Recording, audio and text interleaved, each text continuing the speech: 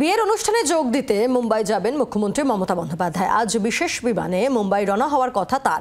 শুক্রবার বিয়ের অনুষ্ঠানে যোগ দেবেন তিনি। তবে তার আগে আজ মুম্বাই পৌঁছে উদ্ধব ঠাকরের সঙ্গে বৈঠক করতে পারেন মুখ্যমন্ত্রী মমতা বন্দ্যোপাধ্যায়। আর শুক্রবার বিয়ের অনুষ্ঠানে যোগ দেওয়ার আগে তিনি এনসিপি নেতা শরদ পাওয়ারের সঙ্গেও বৈঠক করতে পারেন, এমনটা নবান্ন সূত্রে জানা গিয়েছে।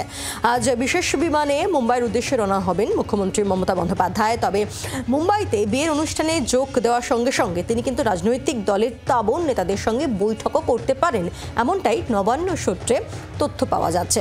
যেমনটা জানা যাচ্ছে যে আজ উদ্ধব ঠাকরের সঙ্গে একটি বৈঠক করতে পারেন মুখ্যমন্ত্রী মমতা বন্দ্যোপাধ্যায় এবং শুক্রবার শরদ পাওয়ারের সঙ্গেও বৈঠক সারতে পারেন তিনি, সম্ভাবনা রয়েছে। সুতপা সেন রয়েছেন আমাদের সঙ্গে টেলিফোনের প্রতিনিধি। সুতপা, আজ কখন মুম্বাইয়ের উদ্দেশ্যে রওনা হচ্ছেন মুখ্যমন্ত্রী মমতা বন্দ্যোপাধ্যায় এবং কোথাও কি ইন্ডিয়া জোটের তাবড় যারা শরিক নেতারা রয়েছেন তাদের সঙ্গে একপ্রস্ত একটা বৈঠক হওয়ার প্রবল সম্ভাবনা?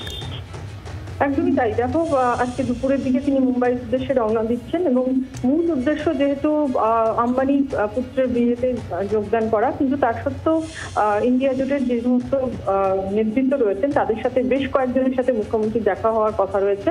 উদ্ধব ঠাকরে, শারদ যাদবের নাম যেরকম রয়েছে তালিকায়, অন্যদিকে শোনা যাচ্ছে যে আরো কয়েকজন নেতা তারা মুম্বাইতে এসে মমতা বন্দ্যোপাধ্যায়ের সঙ্গে দেখা করতে পারেন, কারণ অনেকেই কিন্তু এই অনুষ্ঠানেও আমন্ত্রিত রয়েছেন।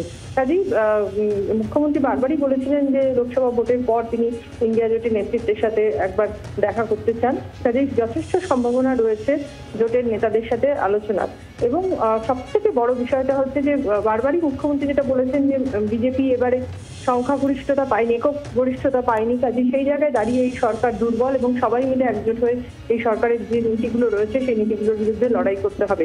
কাজে এই যে বৈঠক, 3 দিনের বৈঠক, 3 দিনের যে সফর মুখ্যমন্ত্রী, সেখানে কার কার সাথে তার দেখা হয় সেদিকে অবশ্যই রাজনৈতিক দলগুলো নজর থাকবে। ধন্যবাদ সুতপা।